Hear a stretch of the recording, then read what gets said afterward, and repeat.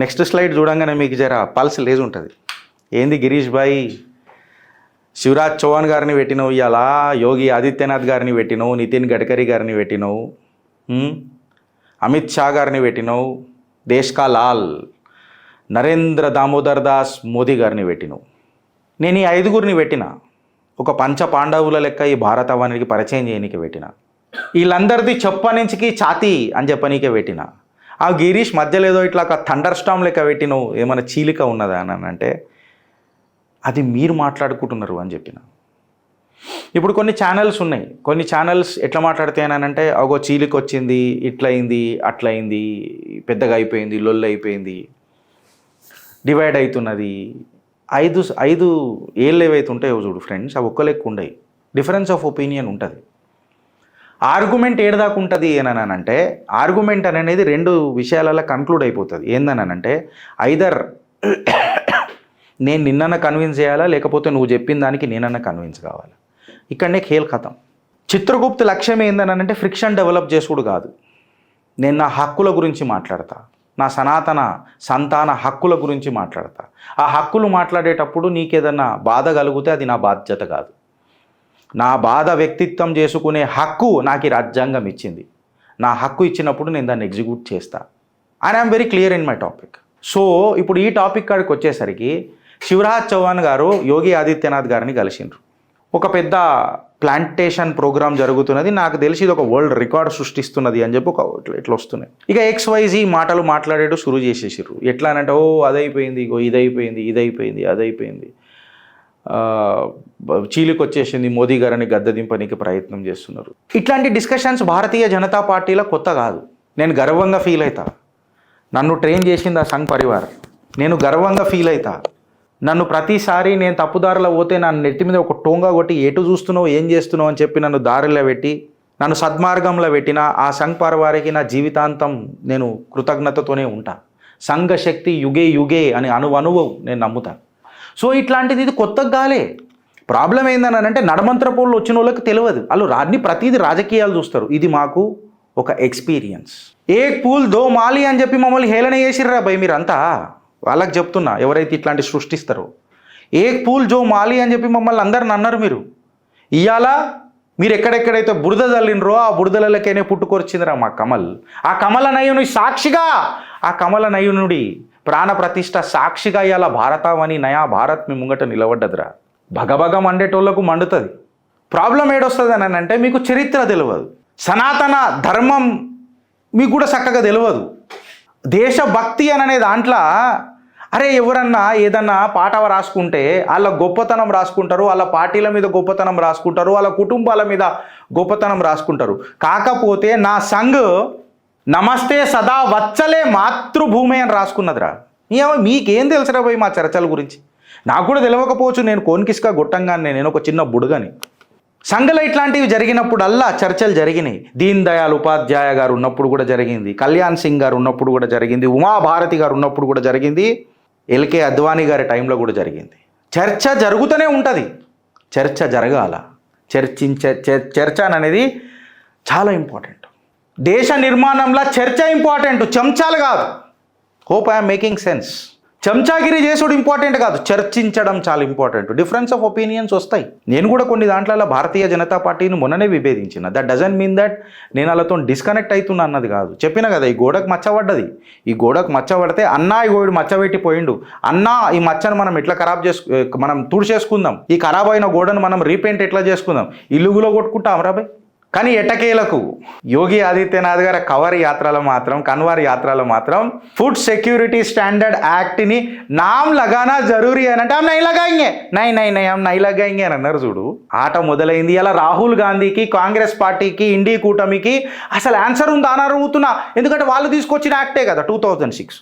ఎప్పుడెప్పుడైతే సంక్షోభంలో పడ్డదో కమలం పార్టీ, అప్పుడప్పుడు కొత్త కమలాల వికసిత్ భారత్ చూసుకుంటూ వచ్చిర్రు మీరు. ఈడ ప్రతి కర్త కార్యకర్త ఆయన కర్మ సిద్ధాంతం దేశభక్తి చుట్టే తిరిగింది.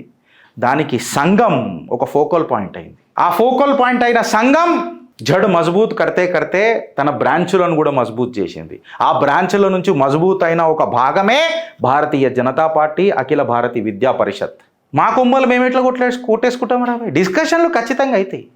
ఇప్పుడు ఉత్తరప్రదేశ్లో ఇట్లా అయింది కదా, మళ్ళీ మోదీ గారు వస్తలేరు.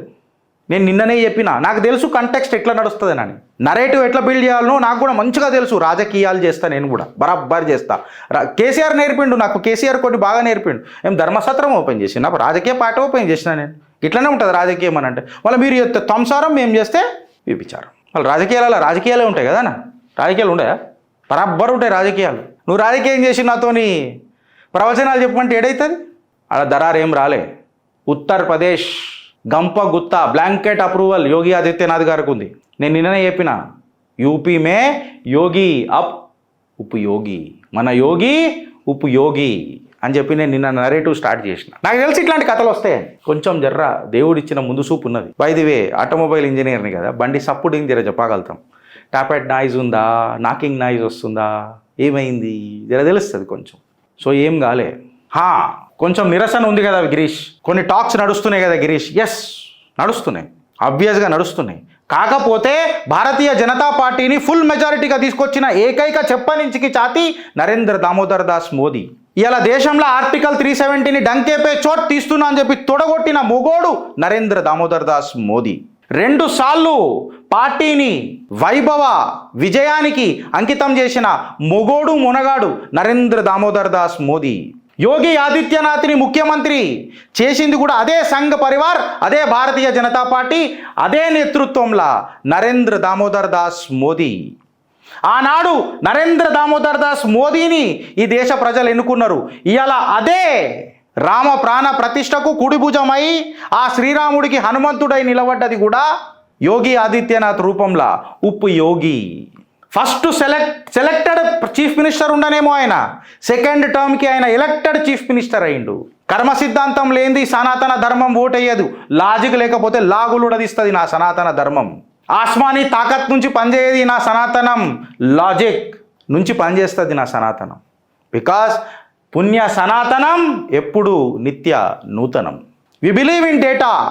ఓకే, ఆర్టికల్ 370 రామ ప్రాణ ప్రతిష్ఠ టు దట్ మ్యాటర్ ఫామ్ మన ఏమంటారు ఈ 3 laws డిఫెన్స్ సెక్టార్లో మనం ఉంటుంది. ఎస్ కొన్ని ఉన్నాయి ఇంకా decisions. Waqf, uniform civil code, temple act, Jamia ఇస్మాలియా పెత్తనం.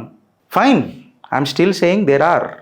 అయితే నేను ఏమడుగుతున్నానంటే మీకు ప్రశ్న ఇస్తున్నా ఫ్రెండ్స్, ఇలా ప్రతిసారి చీలిక వచ్చిందని అంటారు. మీరేమైనా యునైటెడ్గా ఉన్నారా? మన భావాజాలాలతో నేను మిమ్మల్ని అడుగుతున్నా, అందులో నేను కూడా ఉంటా. నేను ఈ మాట ఎందుకు అడుగుతున్నానంటే 1995లో వక్ఫ్ యాక్ట్ వచ్చినప్పుడు 1995 నుంచి 2024 వరకు ఏ మొగుడు మాట్లాడలే వక్ఫ్ మీద. ఇవాళ ఆ చెప్పనించికి ఛాతీ దేశ్కా లాల్ ఎర్రకోటల తిరంగా జెండా ఎగిరేస్తుంటే ఆనాడు ధైర్యం వచ్చింది. యోగి ఆదిత్యనాథ్ బుల్డోజర్లు పెడితే ధైర్యం వచ్చింది. అమిత్ షా గారి చాణక్యం వల్ల ధైర్యం వచ్చింది. నితిన్ గడ్కరీ అభివృద్ధి మార్గంలో ధైర్యం వచ్చింది. శివరాజ్ చౌహాన్ మామా అన్న ఇచ్చిన భరోసా కుటుంబాల వల్ల ఇవాళ దేశానికి ఈ గర్జన చూస్తున్నాం మనం. కన్సిస్టెంట్గా ఒక 4 పిల్లర్లై నిలబెట్టి కూర్చున్నారు. ఏ పిల్లర్ ఏది ఇరగొట్టుకోరు. ఇది గుర్తుపెట్టుకోండి మీరు. సంఘుల చర్చలు జరుగుతాయి, తల్లి చేయి పట్టుకొని నడుపుతుంది. వక్ఫ్ ఎవరికి తెలియదే. ఇవాళ వక్ఫ్ ఏందన్నది తెలిసింది మీకు, దానివల్ల నష్టమైంది తెలిసింది, దాన్ని తీసేస్తే మనకు లాభం ఎంత అని తెలిసింది. అతి పెద్ద థర్డ్ లార్జెస్ట్ ల్యాండ్ ఓనర్ ఇవాళ భారతదేశంలో వక్ఫ్ అని ఇలా మనకు అర్థమైంది. చర్చ జరగాల, దాన్ని ఇప్పుడు వచ్చి డైరెక్ట్గా మోదీ గారు తీసేసినుంటే ఏమున్నది వక్ఫ్ వల్ల నాకేమొచ్చింది కంకిల పొట్టు అని చెప్పి మాట్లాడే ఎంతోమంది ఉన్నారు. ఆర్టికల్ 370 ఏమున్నది మనకేమన్నా తెలిసిందా? అది తీసేటప్పుడు తెలిసింది కదా ఆర్టికల్ 370 విలువేందో. ఆర్టికల్ 370కి నరేంద్ర దామోదర్ దాస్ మోదీ గారు కూడా ఆ రోజు నిరసన వ్యక్తం చేశారు కాశ్మీర్లో పోయి. అప్పుడు ఆయన ఫేమస్ అయిందా? రథయాత్ర ఎంతమందికి యాదు ఉన్నది? అద్వానీ గారిది. ఇవాళ ప్రాణ ప్రతిష్ఠ ప్రపంచ స్థాయిలో యాదు ఉంటుంది. అనానిమిటీలో చేయాలి. చేసిన పని మనం సంఘ సిద్ధాంతం ఒకటి నేర్పుతుంది ఏంటంటే, నువ్వు చేసిన పని 10 మందికి చెప్పుకోకు, నీ పని నువ్వు చేసుకుంటూ వెళ్ళిపో. బట్ నేనేమంటా అంటే ఇంట్లో కొంచెం నాది భిన్నాభిప్రాయం చెప్పుకోవాలా. బికాస్ ఇవాళ రేపు పర్సెప్షన్ ఇస్ రియాలిటీ అయిపోయింది. చెప్పుకోవాలా. నేను ఇంట్లో ఏకీభవిస్తా మోదీ గారితో, యోగి గారితో, శివరాజ్ చౌహాన్ గారితో, నితిన్ గడ్కరీ గారితో. యూనిఫామ్ సివిల్ కోడ్ పెట్టొచ్చు కదా గిరీష్. లా అండ్ ఆర్డర్ ఎందుకు చెప్తున్నా అంటే, తుమారా నామ్ లగ్నా చాయే అని చెప్పిండ్రు. Food security act India, food security standard యాక్ట్ని ఇంప్లిమెంటేషన్ చేద్దామని అంటే हम नाम नहीं लगाएंगे, कागज नहीं दिखाएंगे, नाम भी नहीं लगाएंगे. క్రిస్టియన్ ఎవడన్నా మాట్లాడిండా అన్న? పార్సీ ఎవడన్నా మాట్లాడిండా అన్న? సిక్ ఎవడన్నా మాట్లాడిండా అన్న? ఎవడు మాట్లాడతలేడు. ఎవడు మాట్లాడిండు? మైనారిటీలలో కేవలం మెజారిటీ ఉన్న ముస్లింలు మాట్లాడుతున్నారు నేను ఖిలాఫ్ అని. నువ్వేమన్నా చేయి నేను ఖిలాఫ్ ఉంటా అని చెప్పి మాట్లాడుతున్నారు. నేను వాళ్ళ గురించి చెప్తున్నా. వీళ్ళ డిఎన్ఏ ఏంది అని అన్నది మీకు పరిచయం చేస్తున్నా. ఈ పరిచయం చేసుట్లనే కొన్ని డిలే అవుతాయని చెప్తున్నా. బరాబర్ ఫస్ట్ తెలవాలా యుద్ధం ఏంది. యుద్ధాన్ని ఆపడమే పెద్ద యుద్ధం. నాకు ఆ పరంధాముడు నేర్పించిన సూత్రం. యుద్ధాన్ని ఆపడమే గొప్ప యుద్ధం. యుద్ధం జరగకుండా సవరణలు తీసుకురావడం, యుద్ధాన్ని ఆపి యుద్ధం జరగకుండా మానవ మనుగడకు ఒక మార్గం చూపించడం, ఇది ఫస్ట్ ప్రయారిటీ ఇవ్వాలని చెప్పి శ్రీకృష్ణుడు ప్రతిసారి మహాభారతంలో ఇదే తోసుకుంటూ వచ్చాడు. యుద్ధాన్ని ఆపడానికి ప్రయత్నం చేసిండు ఆయన 2 సంవత్సరాలు.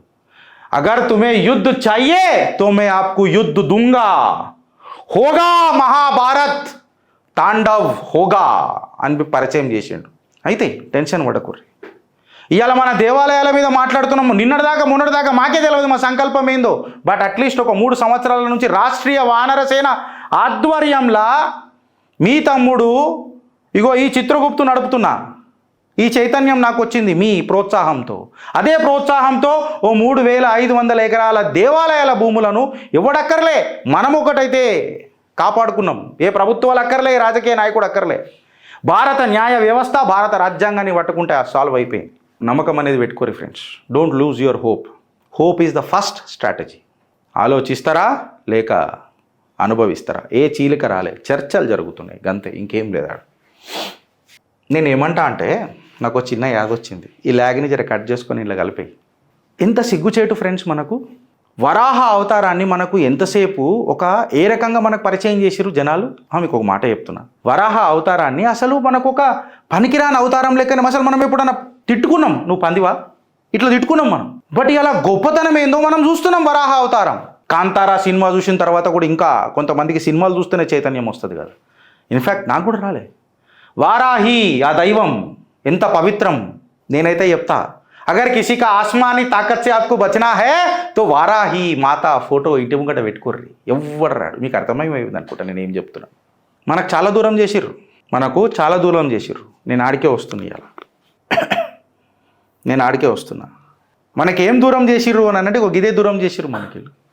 ఈ బాలీవుడ్, అది కరాచీ వుడ్డా, ఉర్దూ వుడ్డా మనకు అర్థం కాదు. పాకిస్తాన్ వాళ్ళది మాత్రం లాలీవుడ్ అంట. లాలీవుడ్ లల్లన్గా అంతా లాలీవుడ్లోనే ఉంటారు. మళ్ళీ వారాహి అని చెప్పినప్పుడు నాకు అప్పుడైతే ఆలోచన వచ్చింది కదా, మన దగ్గర లతా మంగేష్కర్ గానా కోకిల అని చెప్పి చేస్తుంటే వాళ్ళు సురయ్యని ప్రమోట్ చేసిర్రు. అక్కడ సమందర్ కా హీరా, లాడ్ బజార్ కా పత్తర్కి ఎప్పటికైనా తేడా ఉంటుంది. గలీ గలీ మే సీతారోయి అని చెప్పి పాటలు రాసిండ్రు. ఇన్ఫ్యాక్ట్ ఏందనంటే ఉర్దూ పదాలు లేకపోతే పాటలు ఎట్లా రాస్తారు అని చెప్పి మనకు నేర్పించిండ్రు. ఉర్దూయిజం లేకపోతే పాటలు హిందీలో రాయలేరు. కొంతమంది మహనీయులు పుట్టినరు, వాళ్ళు పాపం హిందీలలో రాసిరు, అది వేరే విషయం. ఇట్లాంటి బతుకుల నుంచి మనను అంచెలంచెలుగా ఒక దారిని పెట్టి తీసుకుంటూ వచ్చింది. ఒక ఫేజ్ వైజ్, సెగ్మెంట్ వైజ్. ఎవరు? భారతీయ జనతా పార్టీ. మనం అప్రమత్తం చేసుకుంటూ వచ్చింది సంఘ్ పరివార్. అందుకే నేను మాట్లాడతా సంఘ శక్తి యుగే యుగే అని. ఇలా హనుమాన్ పిక్చర్ దిగి నువ్వు రఘునందన రఘునందన అనగానే ఇట్లా లేస్తుంది. జటాటవి అది ఏంటంటే జటాకటాహ సంభ్రమ భ్రమంబలింప నిర్జరి అని చెప్పి ఆ పరమేశ్వరుని భుజాల మీద తీసుకుపోయి గంగ దగ్గరికి తీసుకోపోగానే శివాజ్ఞ లేనిది చీమైనా కదులుతుందా అని అంటారు. శివాజ్ఞ లేనిది పిక్చర్ హిట్ అవుతుందా అయ్యలా? అదేంది మొన్న ఒక పిక్చర్ వచ్చింది చూడు, శ్రీకృష్ణుడు కడంది, అదేంద్రా కార్తికేయ బంపర్ డంపర్ హిట్. ఎవడెవడైతే ఇన్సల్ట్ చేసిండో ఇలా మహాకాలుడు దర్శనానికి పోతున్నారు. ఎస్, యోగి ఆదిత్యనాథ్ గారు ట్రెండ్ సెట్ చేస్తున్నారు. ఇప్పుడు వాళ్ళు వర్క్ డిస్ట్రిబ్యూట్ చేసుకున్నారు. 3rd ఫేజ్లో వర్క్ డిస్ట్రిబ్యూట్ చేసుకున్నారు. సో మీరు ఎక్కడ పోతున్నారని చూడు. ఇప్పుడు నేను ఇప్పటిదాకా మీకు ఎగ్జాంపుల్ ఇచ్చిన వారాహి. మనకు ఆ వరాహ అవతారం గురించి మనకు ఎన్నడన్నా పాజిటివ్ చెప్పిండ్రా? అసలు మన సనాతనంలో ఏదైనా జీవిని మనం వ్యతిరేకించినమా అన్న? వీళ్ళు ఏదో మాట్లాడతారు కానీ వాళ్ళకు ఎందుకు అరే ఒక భూమి మీద, ఈ ధరణి మీద, ఈ ధరాతల మీద ఈ జీవి నాకు అవసరం లేదు అని అనేది ఏమన్నా ఉన్నదా? మనం మాట్లాడినప్పుడు పశుపతినాథ్ అని అంటాము. ఆ పరమేశ్వరుడు, ఆ పార్వతీ వల్లభుడు దేవుళ్ళకే కాదు అసురులకు దేవుడు, మానవులకే కాదు పశువులకు కూడా దేవుడు, పశుపతినాథుడు అని చెప్పి మాట్లాడతాం మనం.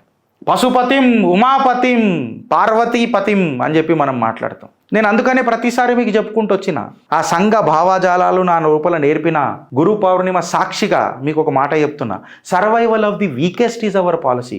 ఏదైతే జీవి వీక్ ఉంటుందో దాన్ని కలుపుకపోయి దానికి నేర్పి దాన్ని జీవించే శక్తి ఊపిరి పోసే తత్వం మనది. సర్వైవల్ ఆఫ్ ది ఫిట్టెస్ట్ అని ఎవడో పీక్ కట్టలు కట్టినోడు కాదు. సర్వైవల్ ఆఫ్ ది వీకెస్ట్ అనేది మన తత్వం. So whether it may be the King Kongs ఎవరన్నా ఉండని, ఏమని ఉండని, ఏ పీకుడు గాళ్ళు ఉండని, ఎవడన్నా ఉండని.